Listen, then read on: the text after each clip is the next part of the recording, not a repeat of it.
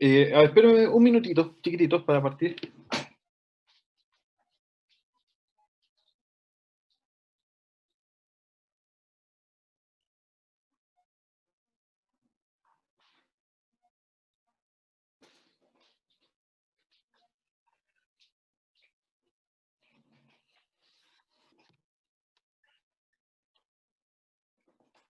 Ya, a ver, eh, apagué la cámara, ya, solamente para que no vayamos a tener problema de conexión, etcétera, ¿sí? Eh, Porque algunos alumnos me decían que a veces les llegaba la señal un poco cortada cuando estábamos todos con las cámaras, etcétera. Entonces, para que sea un poco más estable y no haya problemas, lo dejé apagado. Ya, a ver, como, como introducción para este curso de farmacología, vamos a partir un poco definiendo y tratemos de entender por qué estamos acá, ¿sí? Eh, la farmacología, como por definición, fármacos más logos, quiere decir conocimiento de los fármacos, ¿sí? Entonces, pero cuando uno habla del conocimiento de los fármacos, uno lo que quiere hablar es, o quiere pensar, es qué significa que un compuesto se denomine fármaco, cuál es la diferencia entre un fármaco y un medicamento, ¿ya? ¿Cuál es la diferencia, ¿no es cierto?, entre que un compuesto sea sintetizado en un laboratorio o si es de origen natural.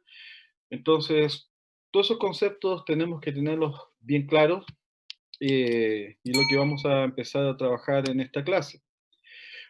Cuando uno habla de farmacología, por lo tanto, trata de estudiar un compuesto, ¿sí?, que interactúa con los organismos vivos y que para nosotros tiene como función restituir la homeostasis de un organismo, ¿sí?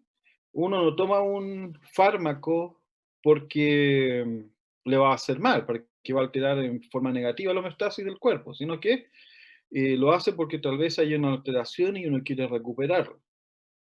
Ahora, la farmacología, si bien como término es moderna o más nueva, es el estudio de todos los compuestos que van a interaccionar con el organismo y van a producir efectos, viene desde que el ser humano es ser humano.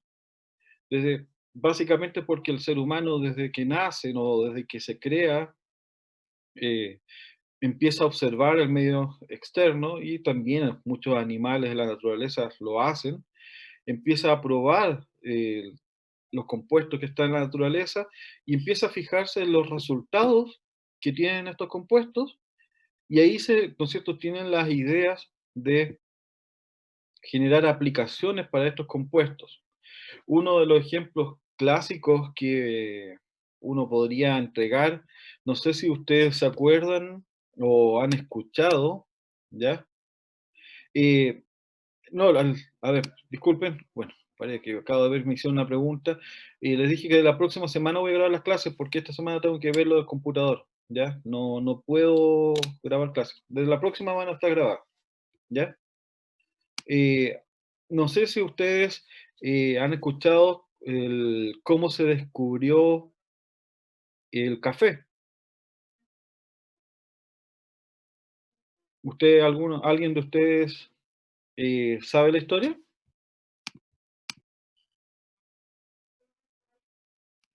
¿Mm? ¿Alguno de ustedes ha escuchado la No, historia? profe, ¿No? no.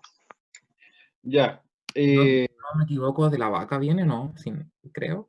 Mira, hace siglos, siglos y siglos eh, atrás, un, en una aldea, estamos hablando, ¿no es cierto?, rural, en una aldea, bueno, obviamente unos aldeanos, veían que por alguna razón las cabras, cuando comían o se acercaban a una zona, comían unas plantas y se volvían súper hiperactivas.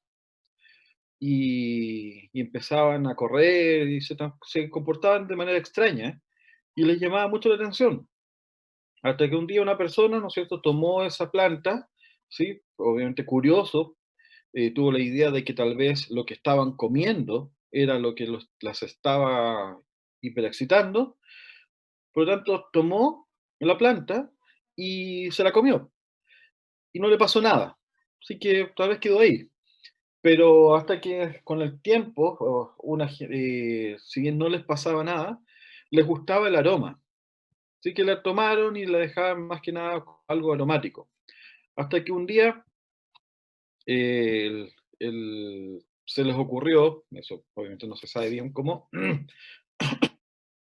pero empezaron a quemar los frutos de esta porque entregaban un aroma más potente, hasta que finalmente a alguien se le ocurrió tomarse el producto de ese, ¿no es cierto?, de ese fruto que estaba tostado, y ahí, al tomarlo, empezaron a sentir los efectos los mismos que estaban sintiendo las cabras.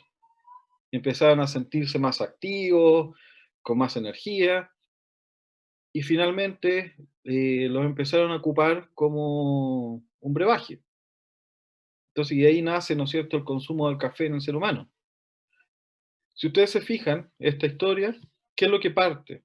Parte de la observación, parte de la prueba, ¿no es cierto? Ven los resultados de esa prueba y le empiezan a dar una aplicación, ¿sí? Por lo tanto, están haciendo farmacología, ¿ya?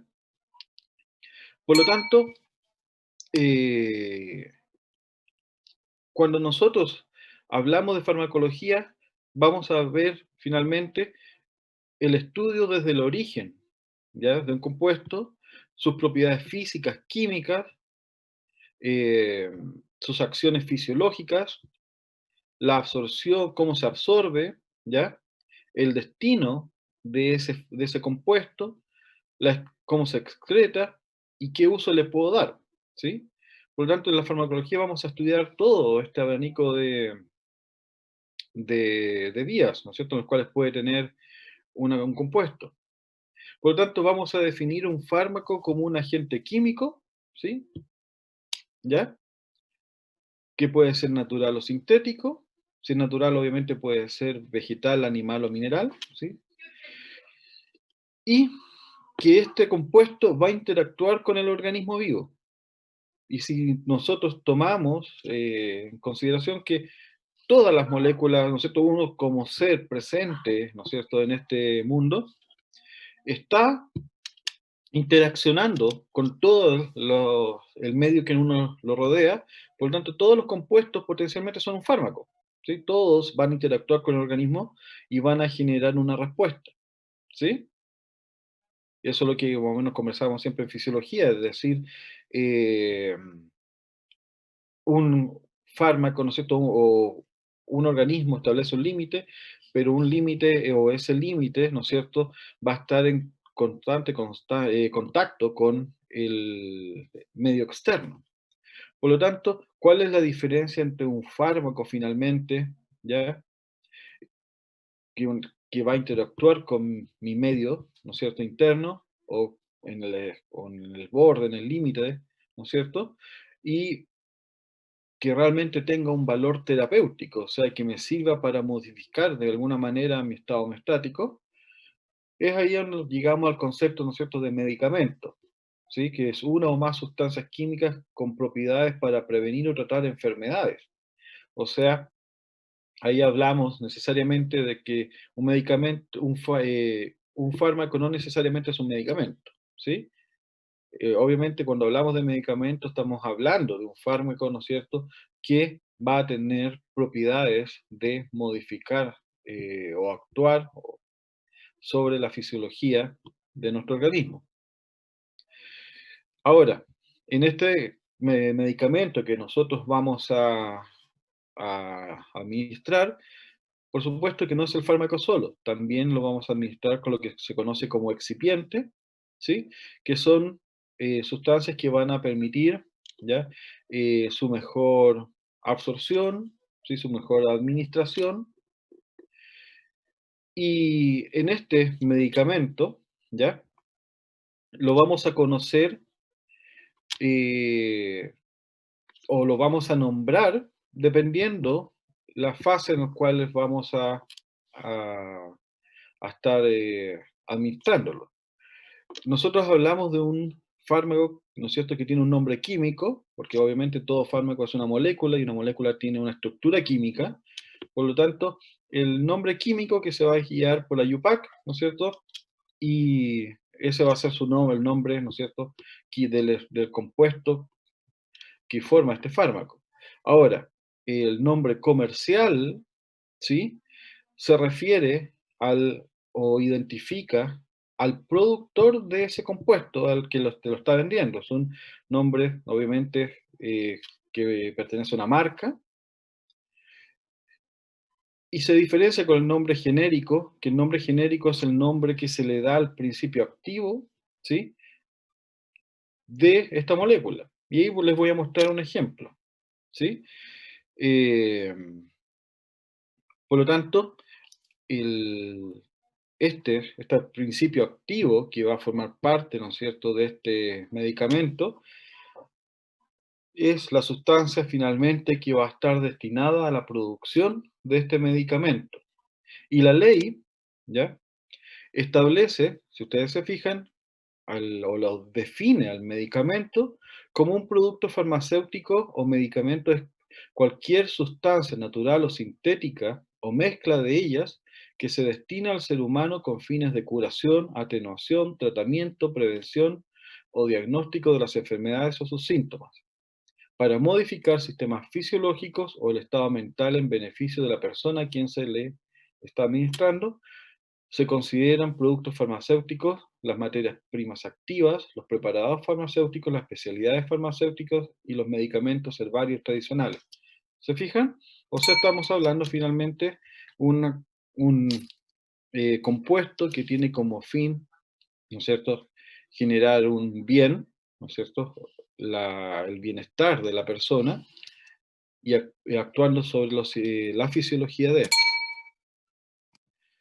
Ahora, el concepto de principio activo, como estaba hablando, ¿sí?, es- se define como una sustancia o mezcla de sustancias destinadas a la fabricación de un medicamento y que al ser utilizadas en su producción se convierte en un componente activo de dicho medicamento destinado a ejercer una acción farmacológica, inmunológica o metabólica con el fin de restaurar, corregir o modificar las funciones fisiológicas o de establecer un diagnóstico. ¿Ya? ¿Estamos de acuerdo? ¿Estamos de acuerdo? ¿Sí? Ya. Sí, profe. Sí, Ahora,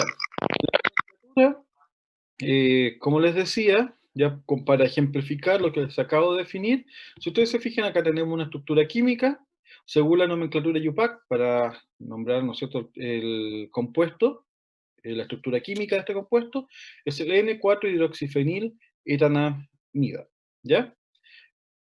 Su nombre genérico, ¿sí?, según la denominación común internacional, paracetamol o acetomifeno. Acá, nuevamente, hay que tener cuidado porque depende también el origen del compuesto. Muchas veces puede tener variación en los nombres genéricos. De hecho, acetomifeno es el nombre con el cual se le conoce a lo que nosotros llamamos paracetamol en Estados Unidos. ¿Sí? En Estados Unidos ellos no conocen el nombre paracetamol, lo conocen como acetomifeno. Y en España me parece que también. ¿Ya? Por lo tanto, esto puede ir a tener ciertas variaciones dependiendo del lugar, ¿sí? Y el nombre comercial, este va a depender, como les decía, de la marca. Y vemos que paracetamol se vende como paracetamol tal cual, o sea, se puede conservar el nombre genérico, pero también tenemos otros como Geniol, Quitadol, ¿sí? Por lo tanto, eso hace cuenta de la diferenciación de las marcas, ya del productor del medicamento. Ahora, cuando uno estudia, ¿no es cierto?, la farmacología, ¿ya?, lo que uno quiere ver finalmente, si ustedes se fijan, es cuando les definía al principio, es empezar a tratar de generar unas respuestas a una serie de alteraciones fisiológicas que yo quiero restablecer. Si ustedes se fijan en este ejemplo, uno dice, me duele la cabeza, ¿ya? Entonces uno cuando duele la cabeza, ¿qué es lo que hace? Lo primero que piensa hacer, tomo 2 comprimidos de 500 miligramos de paracetamol, ¿sí? Después de 30 minutos, el dolor de cabeza comienza a ceder, 30 minutos más tarde desaparece, pero pasadas 6 horas vuelve el dolor de cabeza, ¿sí? En este ejemplo que yo le estoy dando, en farmacología lo que nosotros estamos tratando de comprender es por qué experimentamos esta ruta, ¿sí? Si ustedes se fijan, lo primero que uno piensa en este momento es, ¿por qué? O, a ver, mejor dicho, lo primero que puede pensar es cómo, ¿no es cierto?, ¿por qué me duele la cabeza? ¿Sí? Pero cuando yo tomo el paracetamol, lo que yo pienso es, ¿qué pasó con el fármaco? ¿Sí? ¿Cómo éste llegó a su sitio de acción? ¿Sí? ¿Cómo es que el fármaco que yo estoy tomando, el paracetamol que estoy ingiriendo, llegó a su sitio de acción?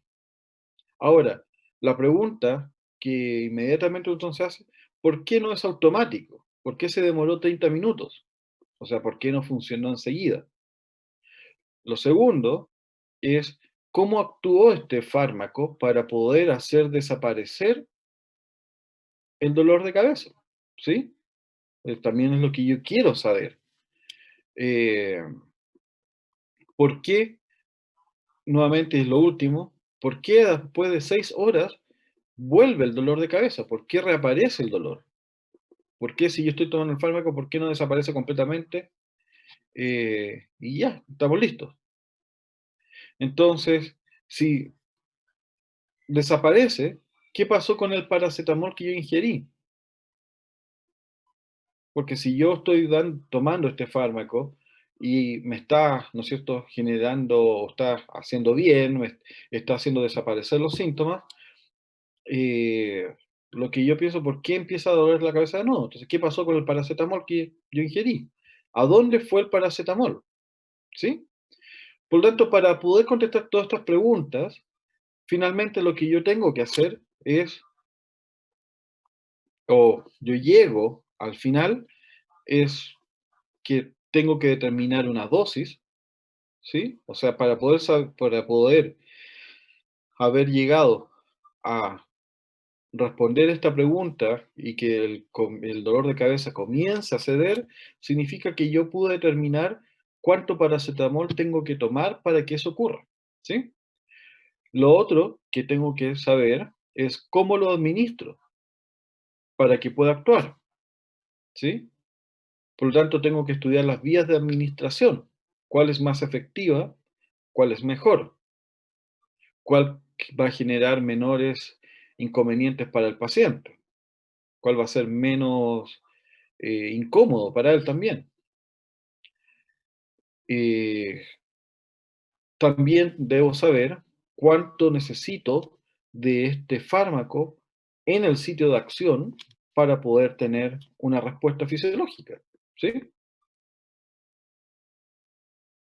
La intensidad de la respuesta, o sea, puedo tener, ¿no es cierto?, que una concentración X en el sitio de acción me genere una respuesta, pero tal vez esa respuesta es muy baja o es demasiado intensa. Por lo tanto, también tengo que saber determinar esto.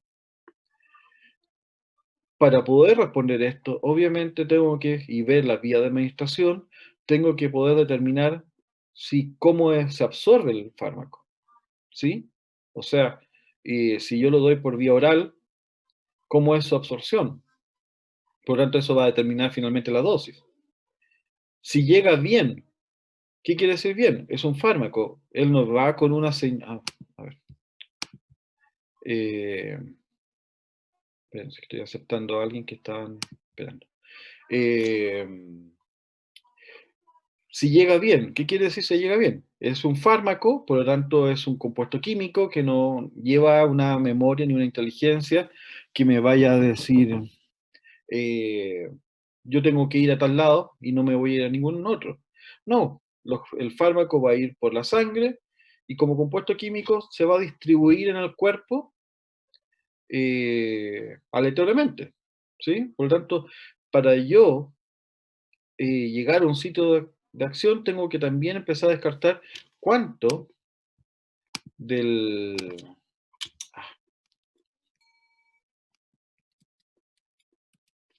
cuánto de este fármaco que yo voy a administrar, que se va a absorber, ¿sí?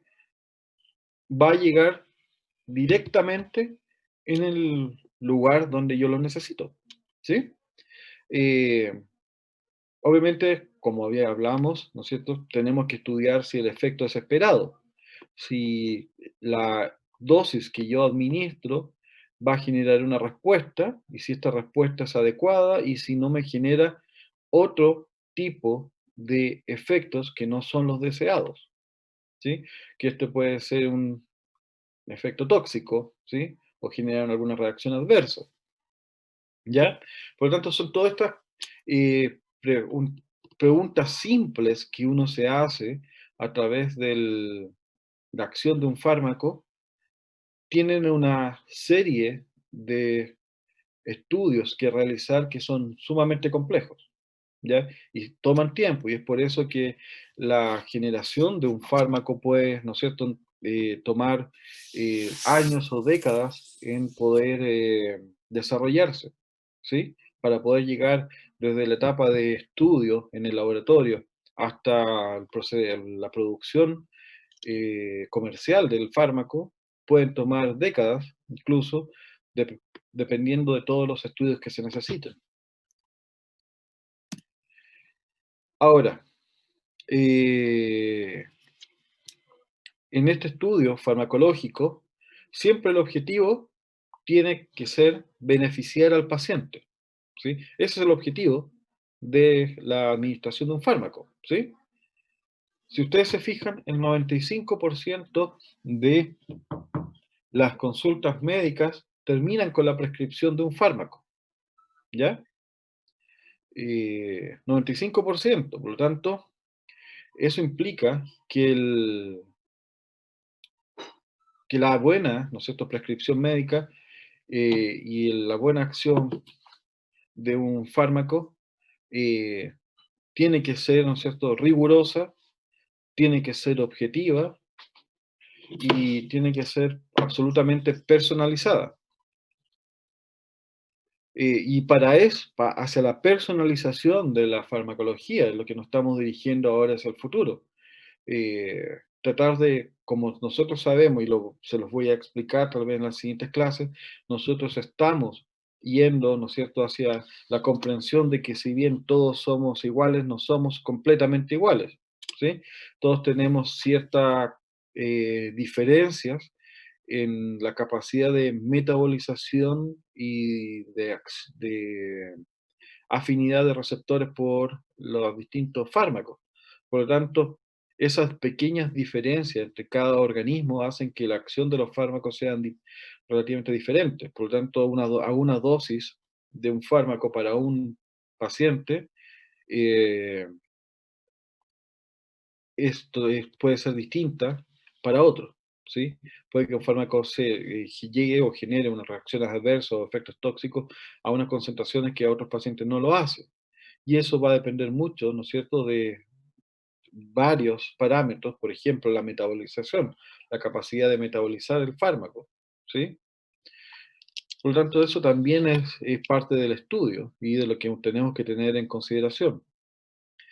Eh, Ahora, ¿qué es lo que yo les digo? ¿No es cierto? Cuando tienes o debes tener en cuenta la relación del beneficio con el riesgo, ¿sí? Analizar personalizadamente al paciente para saber si el riesgo para ese paciente es mínimo o tal vez es máximo, por lo tanto no debería recibir ese medicamento.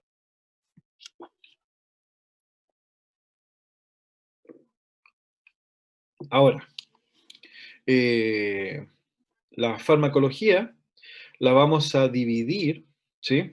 En, según distintos, depende qué es lo que nosotros estemos estudiando del fármaco. ¿Y a qué me refiero? Nosotros vamos a dividir a la farmacología según origen del fármaco, según su actividad, su forma de presentación, según su tolerancia o toxicología, que es lo que les voy a mostrar, ¿ya? Según origen del fármaco, nosotros hablamos finalmente de un fármaco que es natural o si es sintético, ¿sí? Producido en laboratorio.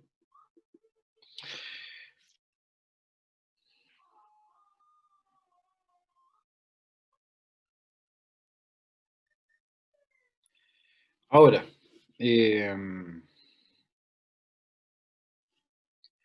esta manera, ¿ya?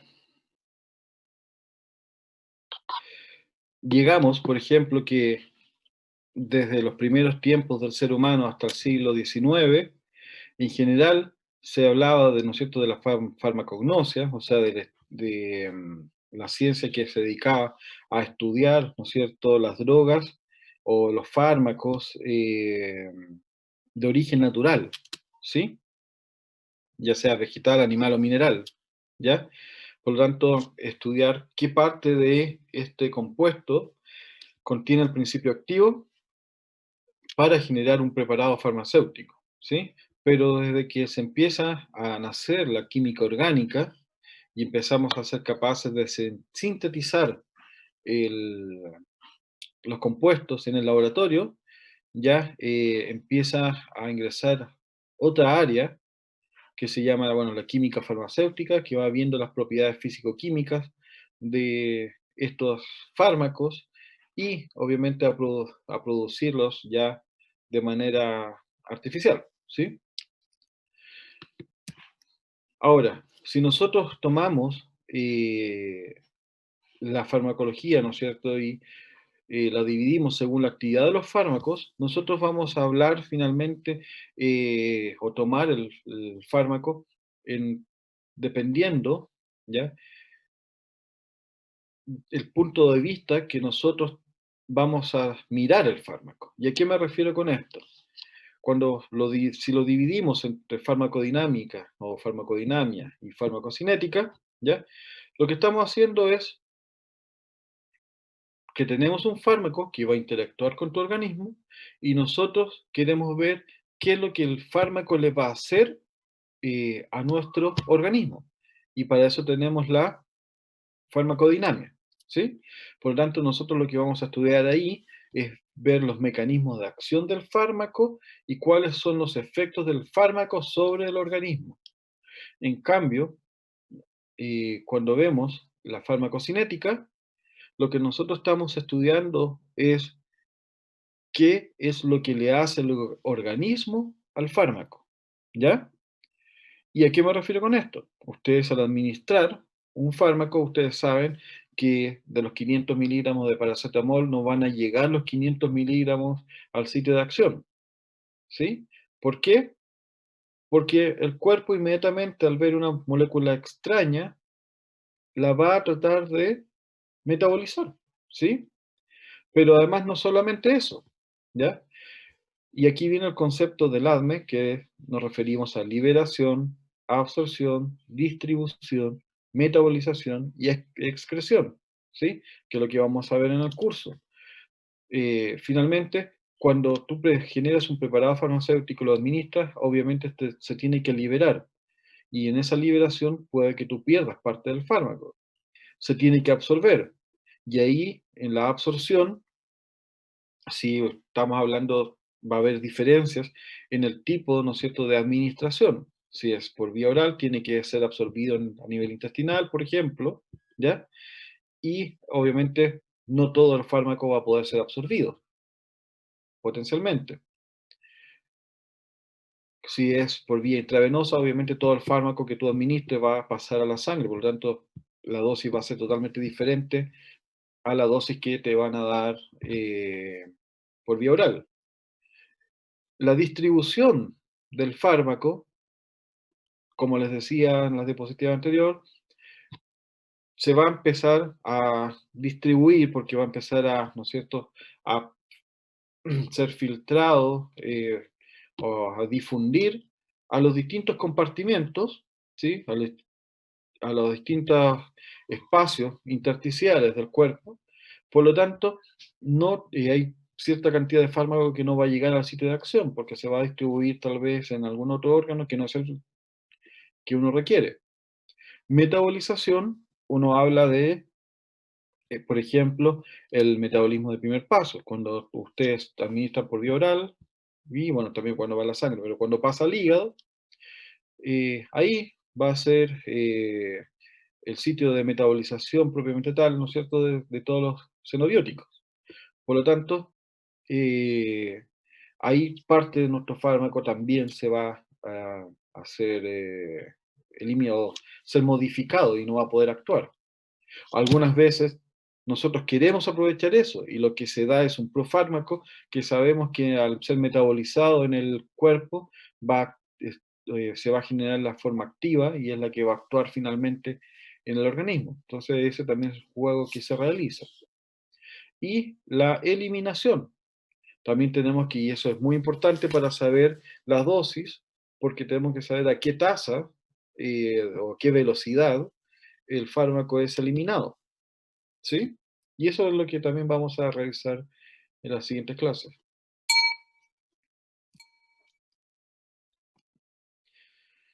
Ahora, según su forma de presentación, vamos a ver, ¿no es cierto? Los vamos a dividir según la preparación y presentación del medicamento, ¿sí?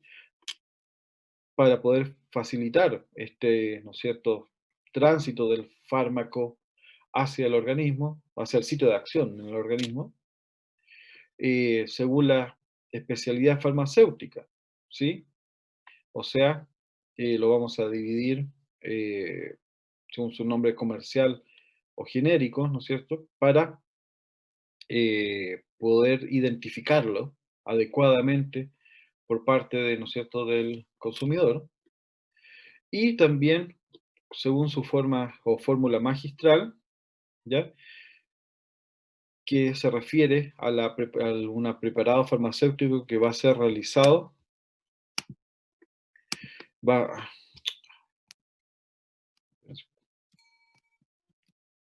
que va a ser realizado por el químico farmacéutico en base a una prescripción médica individualizada. O sea, anteriormente, también el químico farmacéutico era también el encargado de generar estos preparados farmacéuticos y a lo que se le llama como fórmula magistral. Ahora, eh, también los vamos a dividir según el objetivo, ¿sí? Y aquí cuando hablamos de objetivo hablamos de farmacología clínica, o sea, las propiedades de los medicamentos y uso racional en el organismo, ya sea para uso animal o para humano, ¿sí? O la farmacoterapia, ¿sí?, que se va a tener como objetivo la prevención, curación, alivio y diagnóstico, ¿ya?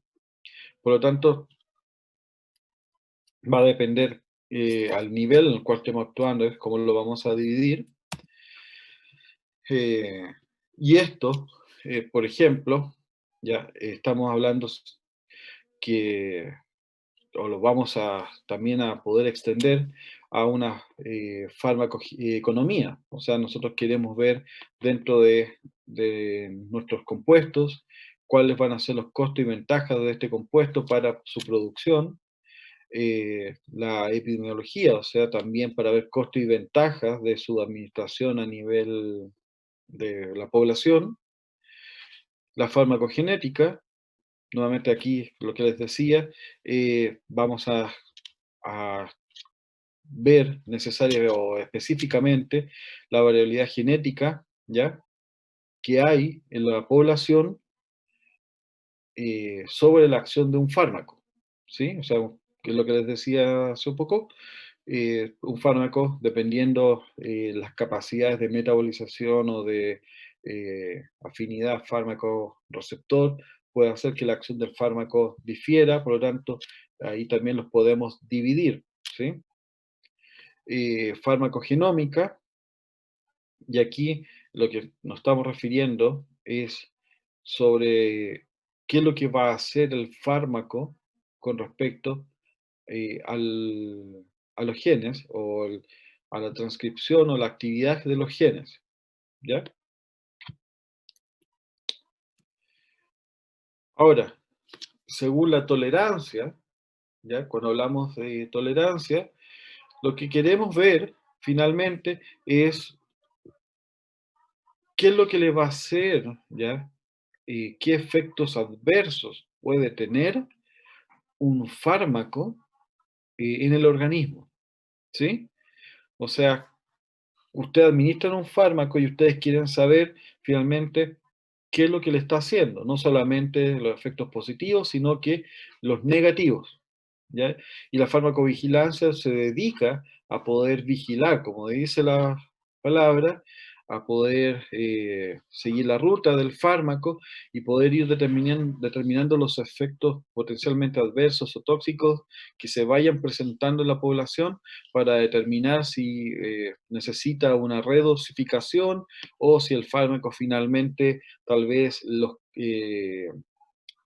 riesgos y beneficios, finalmente es más grande el riesgo que el beneficio, por lo tanto el fármaco no puede seguir siendo comercializado, ¿sí? Y aquí tenemos varias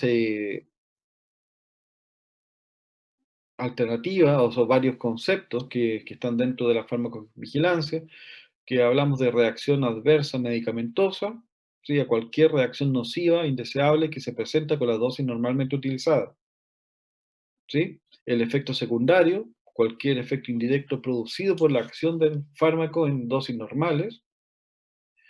Un efecto colateral, cualquier efecto no intencionado por la acción directa del fármaco.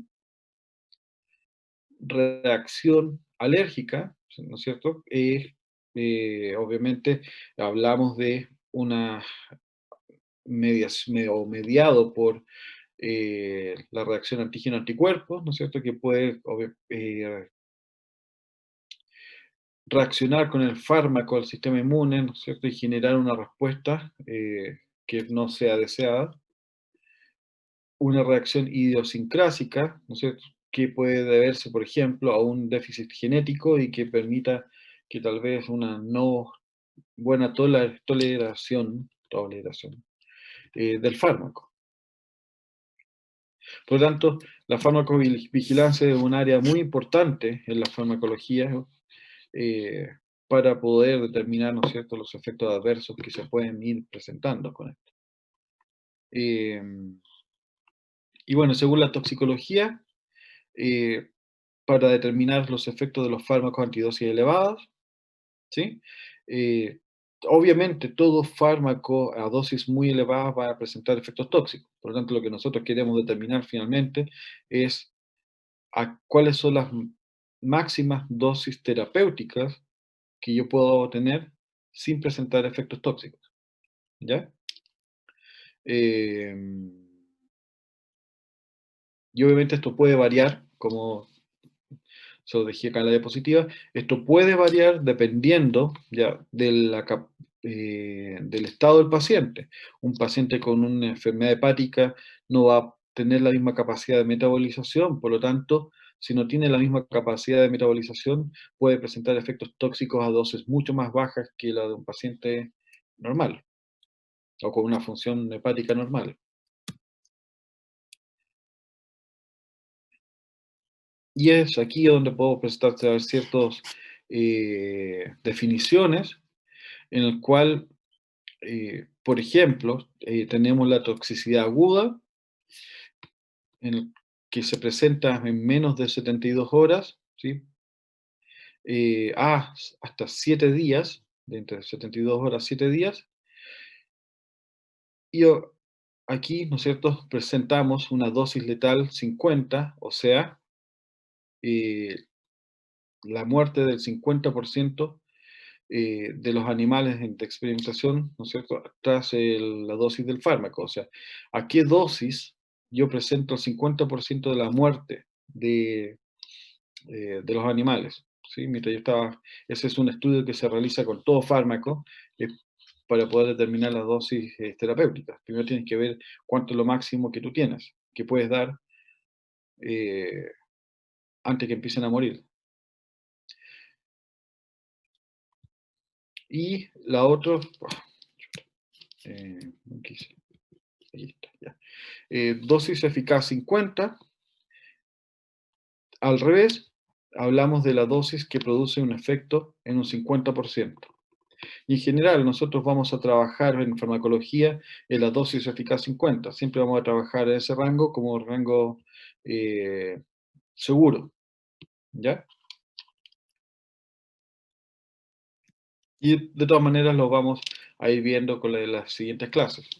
También vemos la toxicidad subaguda, que va entre 2 y 4 semanas, y ahí vamos a ver la alteración y modificaciones anatomofisiológicas que se producen en este periodo de tiempo. Y después también se van, en esta subdivisión, se va a estudiar la toxicidad subcrónica y crónica, cuando hablamos de efectos dañinos entre los 3 meses a 1 año, 2 años, y que se refiere a el estudio de la exposición prolongada del fármaco en estos pacientes. Y por supuesto, todo esto tiene que pasar para poder pasar a un ensayo clínico. Eh, ¿Dudas hasta acá? No, profe.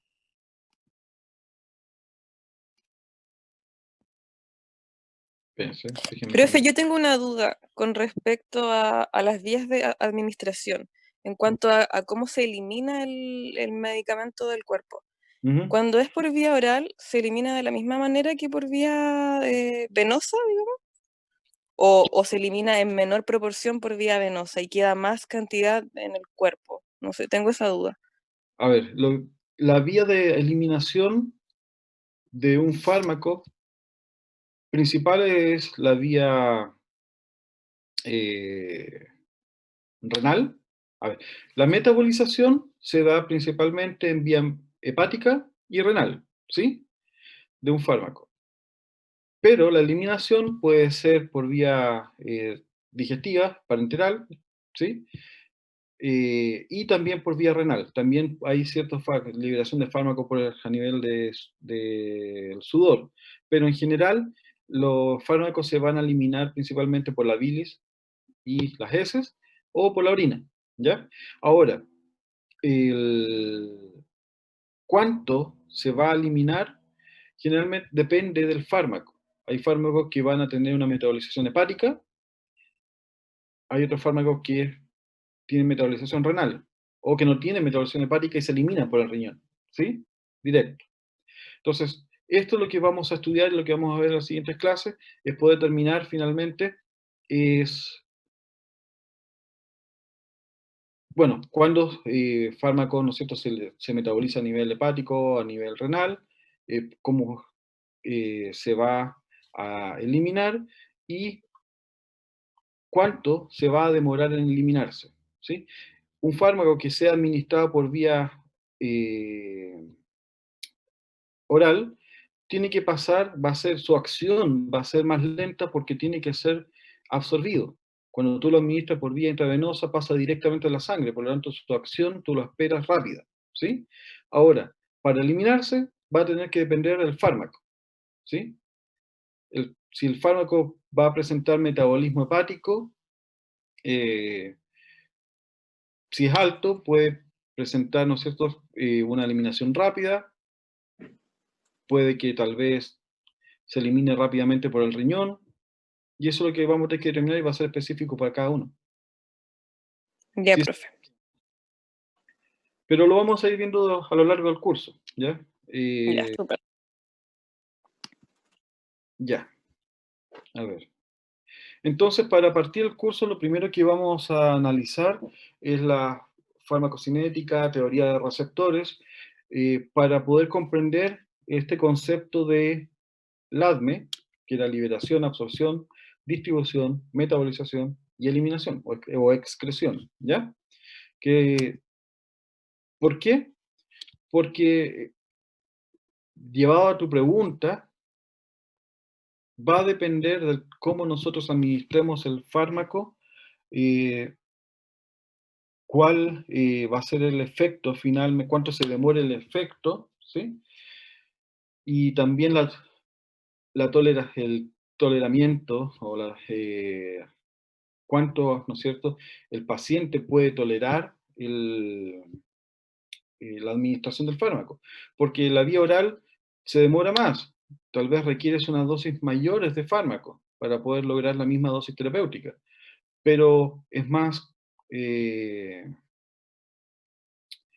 cómoda, ¿sí?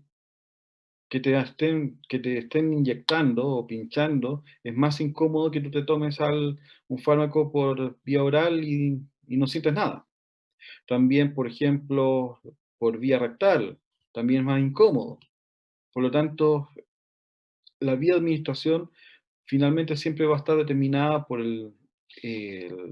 la situación ya del paciente. Si tú requieres una acción rápida, le vas a dar una administración oral, o sea, perdón, intravenosa, para poder llegar rápidamente al sitio de acción, pero puede que ahí tengas algún problema, ¿no es cierto?, de tolerancia con respecto al fármaco, por lo tanto, es un juego que tú tienes que ir viendo. Si tal vez el paciente no está grave, basta con dar un fármaco por vía oral y, ¿no es cierto?, esperar un poco más de tiempo y va a ser mejor tolerado, ¿ya? Entonces, lo que nosotros vamos a ver aquí como farmacocinética, y como les decía en las diapositivas anteriores, vamos a ir viendo qué es lo que le hace el organismo al fármaco para que este fármaco pueda llegar al sitio de acción y ejercer su acción fisiológica, ¿ya? Aquí ustedes ven en la figura una dosis X de fármaco eh, que se va a liberar, ¿sí? Ya sea, depende de su método de administración, se va a absorber, ¿sí? Va a pasar al compartimento central, ahí en el compartimento vascular, y aquí vamos a ver que le puede pasar múltiples cosas, ¿sí? ¿Qué cosas? Como está el fármaco libre, perfectamente este fármaco libre puede que sea degradado, metabolizado rápidamente y no alcance a llegar al sitio de acción. Por lo tanto, también nos tenemos que dar cuenta de cuánto, como es una molécula que va a puede o no tener carga eléctrica, puede que sea afín a proteínas, por lo tanto en la sangre puede que esté unido a proteínas.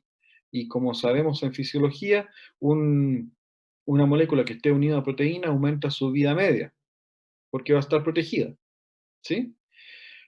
Ahora, aquí va a haber un equilibrio entre lo que se une a las proteínas y lo que va a estar libre, porque finalmente lo que yo quiero para que actúe sobre su sitio de acción es el fármaco libre, ¿sí? No me sirve el fármaco unido a proteína para poder actuar. Pero este fármaco libre puede ser biotransformado en el hígado, por ejemplo. Va a estar susceptible a que sea metabolizado. Y estos metabolitos generados pueden ser excretados y no van a llegar a actuar. También este fármaco libre, como nuevamente les vuelvo a reiterar, va a distribuirse en todos los compartimentos del cuerpo, ¿sí? Entonces puede llegar a sitios de acción no deseados y generar tal vez efectos no deseados también.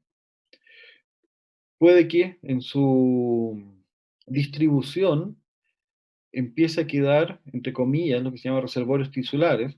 Por lo tanto, piensen que este compuesto pasa de la sangre al intersticio y se va a establecer un equilibrio de concentración entre el intersticio y el fármaco. De tal manera que el fármaco, cuando vaya disminuyendo de concentración en la sangre, puede que el mismo fármaco que está en el intersticio, en un compartimiento X, empiece a devolverse a la sangre. ¿Y eso qué es lo que va a hacer? Va a extender la vida media del fármaco en el organismo. Y otro, y que es nuestro blanco, es que llegue al sitio de acción terapéutica, se una a su receptor y ejecute la acción que nosotros estamos esperando, ¿ya? Por lo tanto, en todo este paso, ¿sí? El fármaco vamos a ir estudiando cada uno de ellos, ¿sí? ¿Qué es lo que le puede pasar y qué es lo que debemos considerar? Lo primero es que nuestro fármaco, para poder llegar a su sitio de acción, tiene que pasar o atravesar membrana plasmática, ¿sí? Por lo tanto, eh, nuestro fármaco, para poder atravesar la membrana plasmática, si ustedes se acuerdan en fisiología, es exactamente lo mismo que una molécula X que esté en el cuerpo, va a poder atravesar libremente la membrana plasmática. ¿Cuándo? ¿Cuándo piensan ustedes que puede atravesar esta membrana? Cuando se une a su receptor. O sea, ahí va a ejercer tal vez una acción, si es que el receptor es de membrana, pero para poder pasar a través de membranas plasmáticas, ¿sí? ¿Ya? El fármaco, ¿cuándo puede o cómo puede o qué tipo de fármaco puede atravesar una membrana plasmática? Libremente. Ay, que no sé si estoy mal, pero cuando sea liposoluble. Una molécula que sea liposoluble, como la membrana es lipídica, puede atravesarla. Por lo tanto, si nuestro fármaco es liposoluble, puede atravesar libremente. ¿Ya? Pero también uno puede decir, bueno, va a ser absorbido más fácilmente, pero también tiene un inconveniente. ¿Cuál es ese?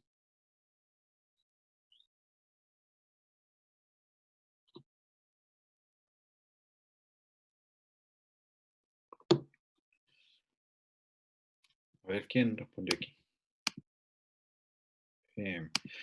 Ustedes, a ver, se los voy a plantear de nuevo desde el principio. Por lo tanto, tienen una membrana plasmática y ustedes van a tener una molécula que puede no poder atravesarla o puede atravesarla libremente. ¿Sí? Y como dice Yanis, ¿tú fuiste? Sí. Ya. Como dice Yanis, la molécula, si es lipofílica, va a poder atravesarla libremente. Por lo tanto, uno espera que si puede atravesar la membrana plasmática libremente, significa que va a tener una absorción más rápida. ¿Sí? Y uno diría primero, muy bien, si es más rápida, tal vez voy a poder tener una acción más rápida. ¿Sí? Pero tiene un inconveniente. ¿Cuál sería ese inconveniente?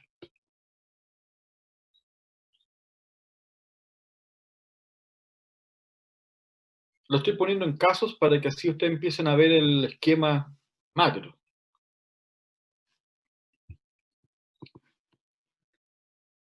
¿Alguien se le ocurre? No, profe. Puede ser por la carga que también tenga ese principio activo al entrar a la célula, a través de la membrana. ¿Carga? O el Porque tamaño, al fin y- quizá. porque al fin y al cabo también pues, el tamaño afectaría porque yo sé que todo el transporte dentro de esto también es a través de cargas, pues. Si es una Por molécula. ejemplo, O si sea, no mal gradientes de recuerdo, concentración. las concentraciones que tenga también, pues, porque por ejemplo, si no mal recuerdo, las moléculas que pasan fácilmente a través de la membrana, el agua, la urea, el alcohol, si no me equivoco. Si no estoy equivocado.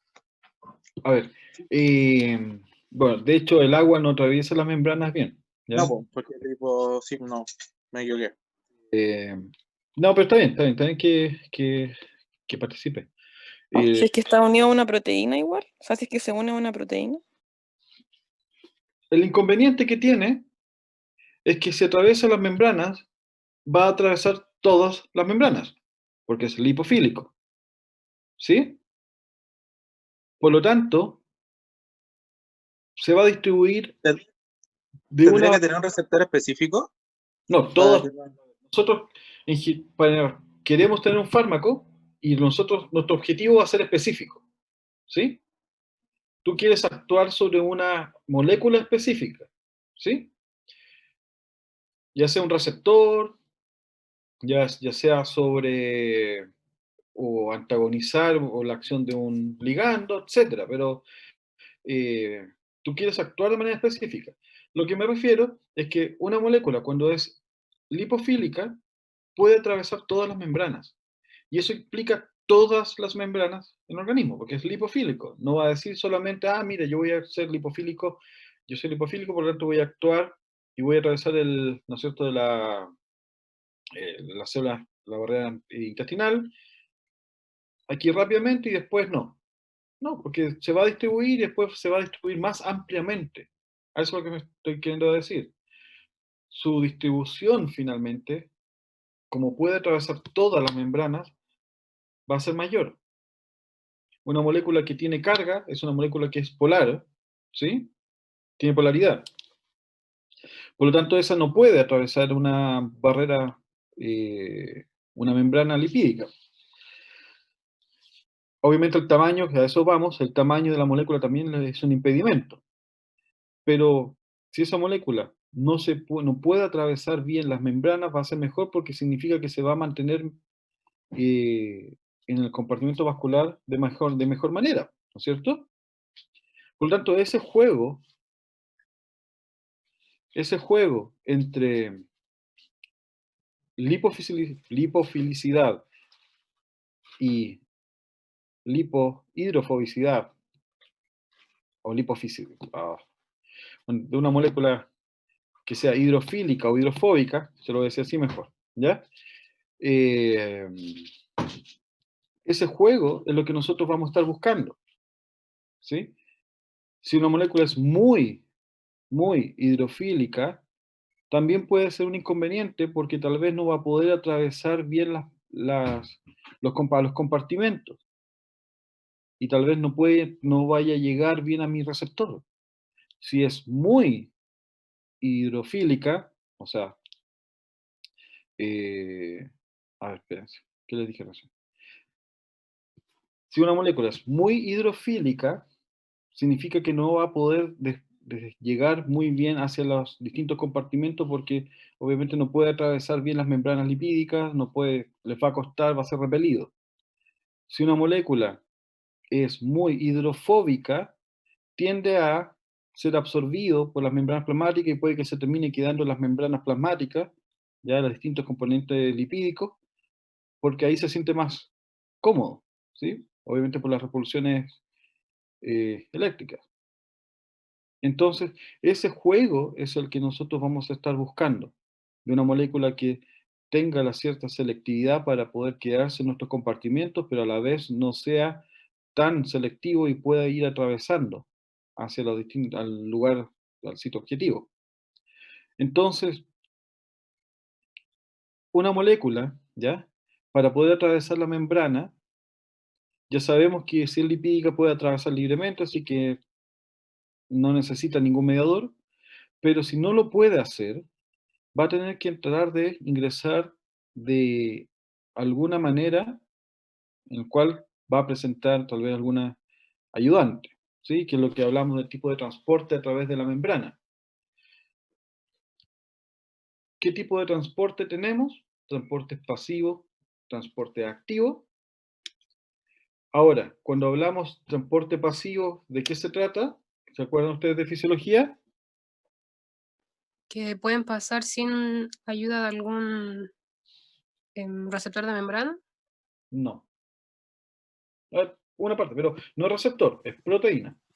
¿Ya? No es necesario el gasto de energía. Eso mismo. Ya, tampoco, pero ¿por qué por qué no necesita el transporte activo ya, a ver, digamos ya, no requiere energía, pero ¿por qué?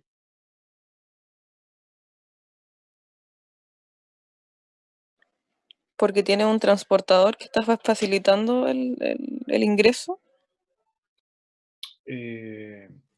Por vía paracelular, como ustedes ven acá, no va a requerir transportador. A favor del Sano. gradiente de Gradiente. concentración. Eso. Exactamente. Pasivo, y aquí viene un concepto que tienen que tenerlo sumamente claro, es que las moléculas, acuérdense, siempre se mueven desde donde está más concentrado a donde está más diluido, ¿sí? Siempre se mueve donde está más concentrado, donde está más diluido. Por lo tanto, en el transporte pasivo, como hay una diferencia de concentración de esa molécula entre, o habiendo esta, entre un espacio, por ejemplo aquí en el espacio extracelular y el intracelular, esa molécula va a tender a pasar libre y rápidamente por diferencia de concentración, ¿Sí? Ahora, si la molécula no puede atravesar la membrana, porque tiene carga, va a ocupar una proteína que lo ayude, ¿sí? Un transportador. Y esto lo va a transportar al interior, pero en favor de su gradiente de concentración. Por eso no requiere energía, ¿sí? Porque es en favor de su gradiente. En cambio, el transporte activo es en contra de la gradiente, ¿ya? Por lo tanto, si se transporta en contra de la gradiente, para que pueda atravesarlo, tenemos que hacerlo, entre comillas, forzado, ¿sí? Tenemos que tomar la molécula y pasarla al otro lado. Ahora, hablamos de transporte activo primario y secundario, dependiendo de que si esa energía para poder generar ese movimiento lo está generando la misma proteína, ¿sí? O que sería el transporte activo primario, que ustedes ven acá, por ejemplo, la bomba sodio y potasio ATPasa, que es el clásico ejemplo. Esta molécula tiene la capacidad de hidrolizar ATP y generar la energía necesaria para que el transportador se abra, ¿no es cierto? La molécula capte la molécula y después pasa al otro lado, ¿sí? Ahora, el transporte activo secundario se refiere al transporte, nuevamente, en contra de la gradiente, pero la proteína no tiene la capacidad hidrolítica de generar energía. Ella se aprovecha de la energía generada por el transportador activo primario, ¿sí? Y aquí nosotros vamos a tener distintos tipos de transporte activo secundario, ¿sí? Que es lo que aparece acá en la figura, como un sin-porte, donde las moléculas van en la misma dirección. Antiporte, si las moléculas van en sentido contrario. Acá, por ejemplo, la bomba sodio potasio TPasa sería un antiporte, ¿sí? Ahora, uniporte siempre se refiere a una molécula que pasa una molécula a la vez. Por lo tanto, para poder pasar una molécula que atraviese una membrana, entonces vamos a depender finalmente de si va en favor o en contra de su gradiente de concentración, y va a depender también de la presencia de proteínas transportadoras que ayuden a pasarlo. Por ejemplo, cuando ustedes están en el lumen de una célula en enterocito, va a pasar en favor de la gradiente de concentración hacia el enterocito, pero después para pasar desde el enterocito hacia el espacio intersticial, para que después pase, ¿no es cierto?, a la sangre, lo va a hacer en contra de la gradiente. Por lo tanto, por un lado, por un polo de la célula, tal vez va a tener un transportador, una proteína transportadora, que lo va a hacer por transporte pasivo, pero por el otro polo de la célula va a estar con transportadores activos secundarios que van a estar transportando las moléculas en contra de la gradiente. ¿Se fijan? O puede pasar viceversa. Entonces, ese juego es lo que va a ir y va a depender en la velocidad del transporte de la molécula a través de la membrana. ¿Por qué? Si ustedes tienen estas proteínas aquí, ¿ya? Transportadoras que van a permitir el paso de moléculas, el flujo de un lado al otro de la membrana va a estar limitado o va a ser con una velocidad constante hacia el infinito.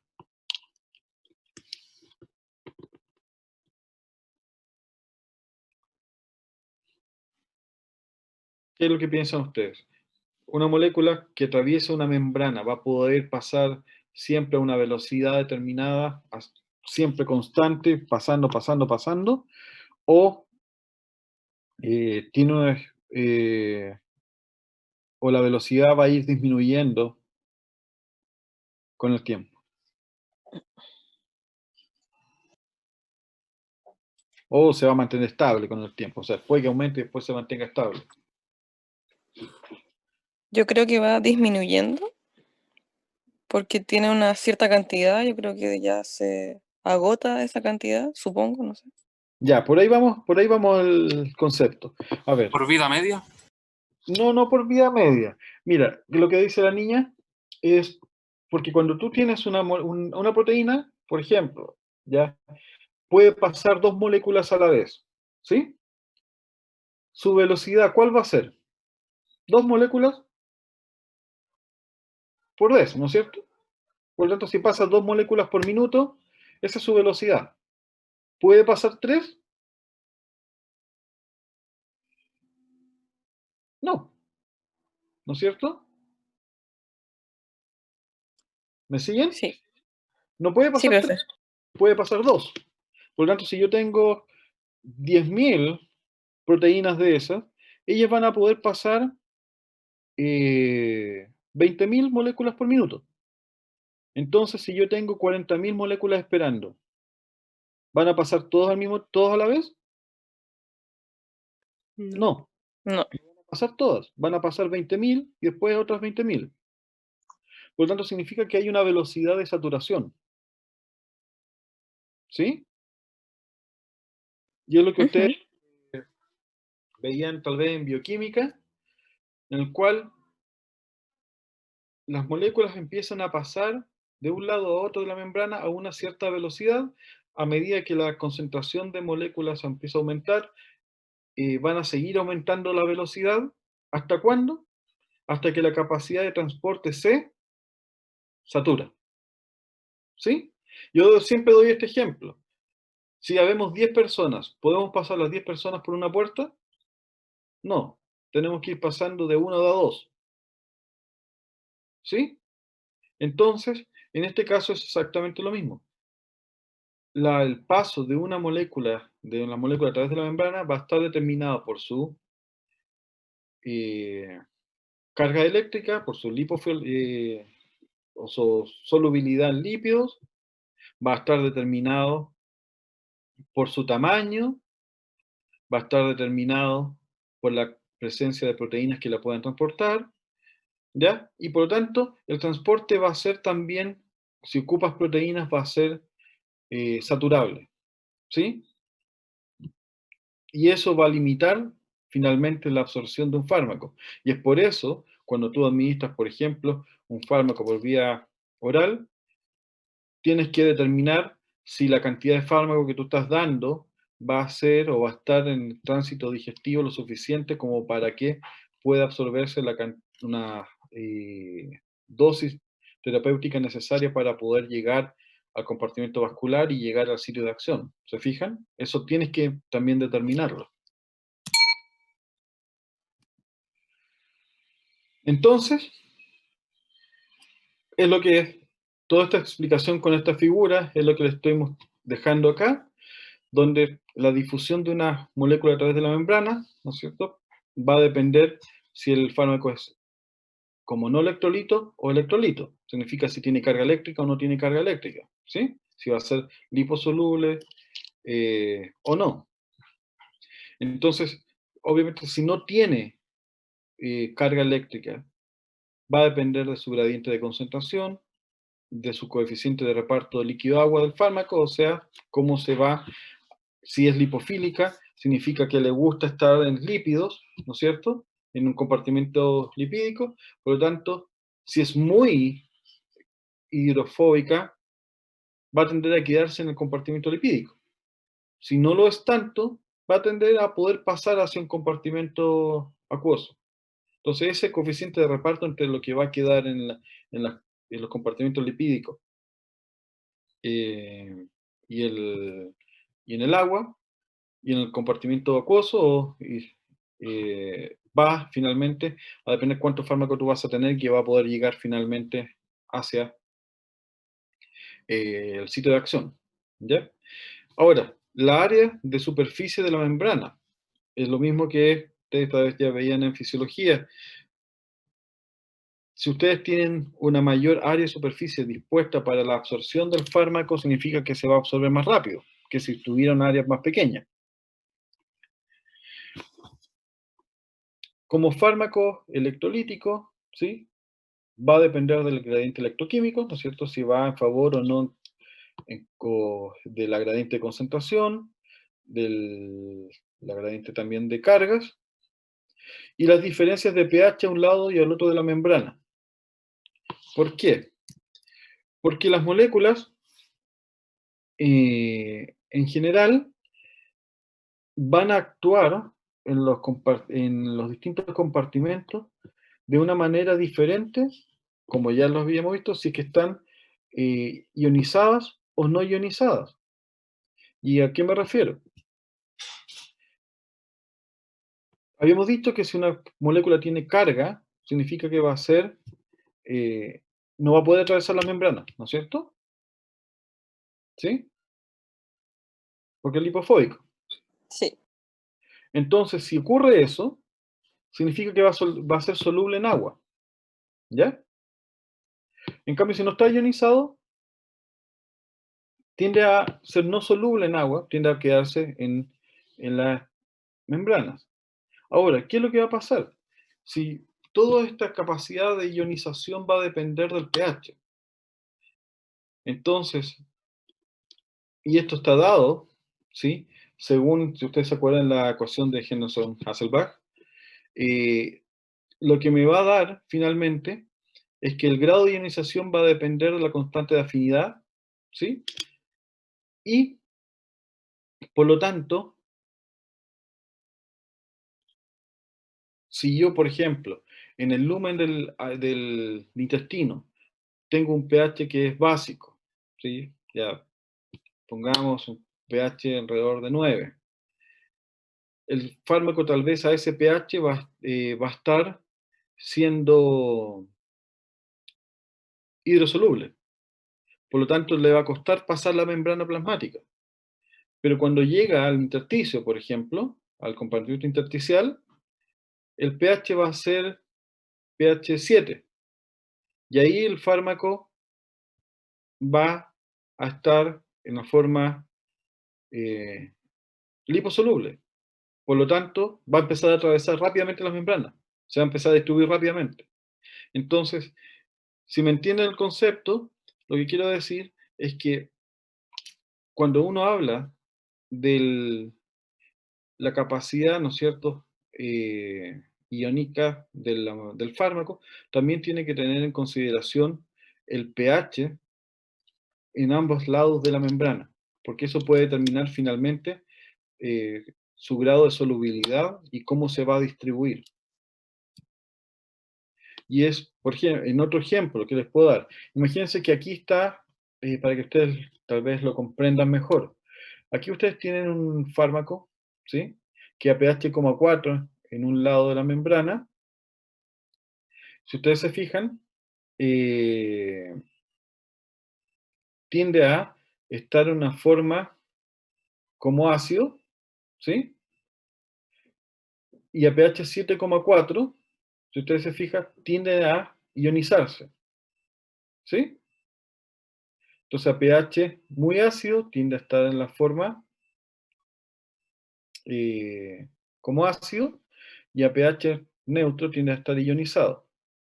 Ahora, ¿qué quiere decir? La distribución, ¿sí?, del fármaco, para que pueda atravesar la membrana, tiene que estar en su forma ácida, ¿ya? Lo va a hacer más fácil, porque no va a estar con carga, por lo tanto puede atravesar más rápidamente, ¿ya? Entonces, ¿qué es lo que va a pasar aquí? A ver, miremoslo desde el otro punto de vista, que va a salir más fácil. Aquí tenemos el jugo gástrico, ¿ya?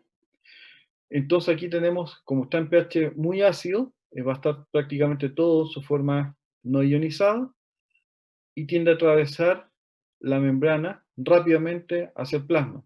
Pero en el plasma sabemos que el pH es alrededor de 7,4, por lo tanto se empieza a ionizar. Por lo tanto pasó de una molécula que no era electrolita, por lo tanto podía atravesar membranas rápidamente, al llegar al plasma, en el cual se ioniza y empieza a tener el fármaco como una forma hidrofílica. Y ahí tal vez lo que yo quiero, ¿te fijas? No sé si me entienden el ejemplo. Entonces tengo que tener presente siempre también en mi fármaco, cómo se va, cómo es mejor su absorción, cuál es la característica hidrofílica o hidrofóbica de mi fármaco para ver dónde se va a absorber y cómo se va a absorber y cómo se va a distribuir. ¿Sí? Sí. Sí, profe. Ya. Ahora, los fármacos en el organismo van a producir dos tipos de acciones en su tránsito. Vamos a hablar de acciones específicas e inespecíficas. Y hablo de acciones específicas que son las mediadas por receptores o actúan por su acción sobre dianas en el organismo. ¿Y a qué se refiere? Se refiere a que el fármaco va a actuar directamente sobre, ¿ya?, el receptor, y ese receptor va a ser activado, va a generar una acción en la célula, y la célula va a generar una modificación, por ejemplo, su expresión génica, síntesis de proteína, y eso va a generar un cambio fisiológico, por ejemplo. ¿Ya?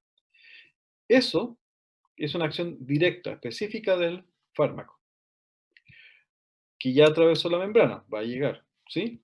Ahora, también puede generar acciones inespecíficas, y quiere decir, por ejemplo, que no están determinadas por su unión a su receptor, sino que puede actuar o unirse a una proteína X, y al unirse a esa proteína no va a poder unirse a su molécula endógena, por lo tanto, esa molécula endógena no va a estar protegida de degradación, y puede que esa molécula endógena no pueda actuar sobre el organismo, sobre su sitio de acción finalmente, y vamos a tener que al no poder activar a su receptor, vamos a tener una alteración en el funcionamiento de una célula. ¿El fármaco actuó sobre esa célula para que esa célula no funcionara correctamente? No. Pero lo que actuó, o su acción sobre algún mecanismo intermedio, generó la alteración. ¿Se fijan? Entonces, estamos hablando de que las acciones de la molécula no siempre van a ser directas sobre el organismo, o solamente, exclusivamente, sobre el lugar o sitio de acción. ¿Ya? Ahora, estos mecanismos, viendo primero los mecanismos inespecíficos, se van a deber a sus propiedades físico-químicas, o sea, propiedades químicas y propiedades físicas. Por ejemplo, ¿ya? Y aquí hay algunos para entregarle. Ustedes toman, cuando tienen acidez, agentes alcalinizantes, ¿sí? El Malox, óxido de aluminio o óxido de magnesio, ¿sí? Para poder aliviar los síntomas de la alta secreción ácida. Este compuesto que ustedes están administrando produjo que se secretara menos ácido, ¿sí o no? No. No, pues se supone que como que lo neutraliza, ¿no? Le baja el... Entonces, ¿es directa o es indirecta? Es inespecífica, Indirecta. ¿no es cierto? indirecta. Está actuando sobre las células para que dejen de sintetizar ácido clorhídrico, sino que está neutralizando, por ejemplo, el ácido clorhídrico. ¿Ya? Entonces es una acción inespecífica. Otros ejemplos, mucolíticos, como el ambroxol, ¿no es cierto? ¿Qué es lo que hacen? Licuifican la mucosidad. ¿Sí? Empiezan a romper los puentes disulfuro de las moléculas, por lo tanto empiezan a hacerlo, a disminuir la tensión superficial, se hace menos densa, menos viscosa, y eso hace finalmente que sea más fácil eliminar la secreción. ¿Sí? Entonces, el agente que ustedes están dando, ¿alteró la secreción de mucus? No. ¿Se fijan? Por lo tanto, no es directa sobre la producción de mucos. El alivio que está generando es porque está actuando sobre el mucus. ¿Ya?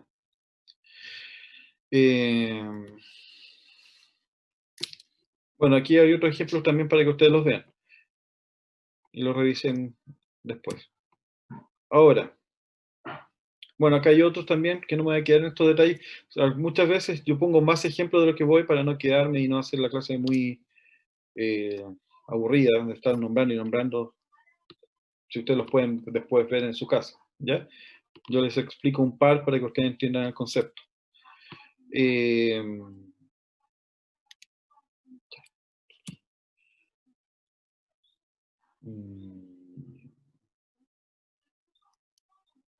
Ya. A ver, esto, nuevamente, esto se los dejo, son parte de la clase, pero no los voy a seguir pasando porque estos están aquí y más o menos ustedes entienden qué es el concepto, ¿ya? Ya, ahora, los mecanismos específicos, ¿qué hora es? ¿No estoy pasado? Chuta. Ya, son las 3. Por 3 minutos nomás. Ya. ¿Dudas hasta acá? No, profe. Ya. Entonces, quedamos hasta aquí. Acuérdenme, por favor, quedamos en mecanismos específicos, ¿ya? Esto vamos a ver en la clase siguiente. ¿Profe? Ya. Profe, disculpe, ¿cuándo va a subir la clase? A ver si la subo hoy día. ¿Ya? Vale. Gracias. ¿Tú vas a ser valiente? Sí, profe, a morir. Ya. Bueno, muchachos, oigan, que estén súper bien, que pasen un fin de semana, pero los espero el próximo martes en una siguiente sesión. El lunes. Sí, martes. Martes. El En lunes. fisiología el lunes. Sí, no, algunos los veo. Bueno, ¿verdad? Bueno, casi todos tal vez los voy a ver el lunes también, por fisiología. Sí. Bueno, que estén súper bien, cuídense. Igual, profe, que esté Muchas bien. gracias, profe. Chao, chao.